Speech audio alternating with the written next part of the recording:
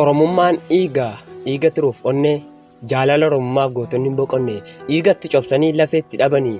jaalala Oromummaaf garmalee cabanii dhiigni itti cobee lafeen itti baqee karaatti deebisuuf dhugaa karaa maqee keessa isaanii xaara hiddii Oromummaa dhiigatti cobsanii kabajan namummaa miti bishaan ta'ee dhiigni qeerroo keenya dugduuban deebinu dhugaa bakkaan geenya jedhanii dhugaadhaan dhiigatti roobsanii albee qara diinaa karaatti doomsanii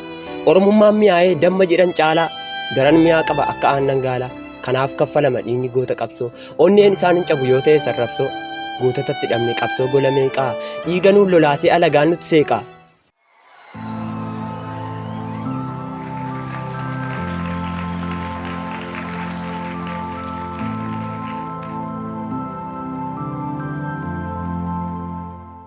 Osoo dhugaa qabnuu daandii irraa damne haqa deebifachuuf lubbuu meeqa dhabne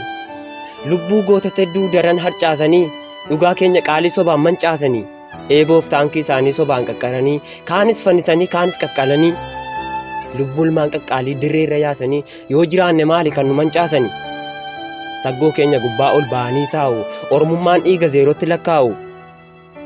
Oromummaan nafa keessa dhiigaa gowwaan of yaasaa Oromummaan diigaa Oromummaa diiguun gon kan danda'amu dhiigaan ijaarame biruman ga'amu. Ijaarsa gadi fagoo kan qilleensi hin raasne hundee jabeeffataa kan bubbeen hin kaasne ijaarsa siidaa jabaa bu'uura lafeedhaa mixiin tulluu raasuun gonkuma fafeedha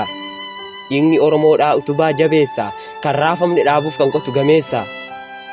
ceekaa muratanii manatti ijaarratu beekaa muuddatanii dhugaarra dhaabbatu kiyyoo tarreessanii qabu lukkuu kormaa biyyoo fakkeessanii fixu lubbuu ormaa Oromummaan anaa keessa koona jira diinni natti naafee shira natti shira gootonni dhumanii cirracharra caalu. Dhugaa fanokkola dhugaa jiruun haalu illeettiin onnee hin qabne sodaa kosossee fiigdi Oromummaan hiddaadha karaa citteedha dhiigdi.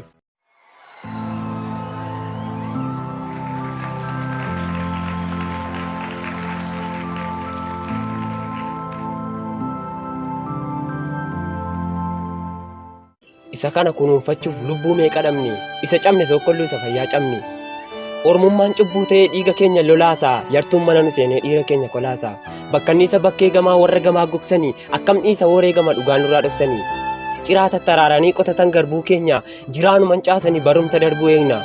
laaftoo lafa tabbaa bosoqqee keessa hin qabne yaaddoo fafa qabna kosossee dheessa cabne hiddumaan gaadiyanii ilmatan sa'aa qomoo ittumaan aadaanii maal jettaree Oromoo goromsa burree qallee keessummaa geggeessina falmanna turree bannee galabaa dhedheessina. Walitti haafaarree alagaan nutti seeqaa gombisa gaafa qarree warra Oromoo beeka.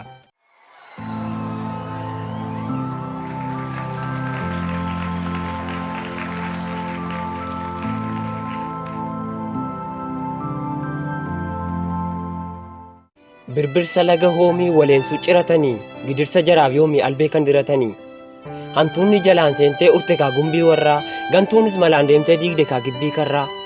Waraabuu bakkeen galle harree itti yaasuuree maraafuu wanta malle akkam dhamaraasuuree godoo gama sanaa booyyee keessatti eegu gadoo bara sanaa boonyee rabba beeku sa'aa bobbaafatanii galabaa nyaachifatu beekaa kunuunfatanii barootaaf yaachifatu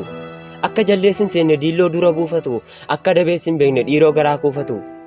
qoraattiin cuqqaalanii cufatu boolla xaddee aarii ofii ba'anii baafatu garaa gaddee.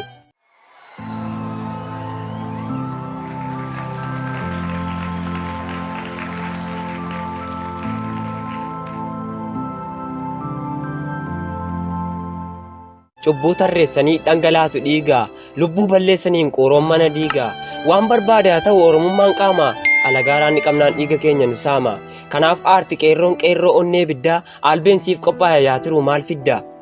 kaleessas yoo ta'e darbeessa fuulduraa qeerroo onneen ka'e akkamiin shontuura dhugaaf dhaabbatanii dhugaarratti gu'u qeerroon kobbee baatus isa kanaaf du'u gonkuma yaalinaa Oromiyaan diigaa amantaan adda ta'us Oromummaan dhiiga.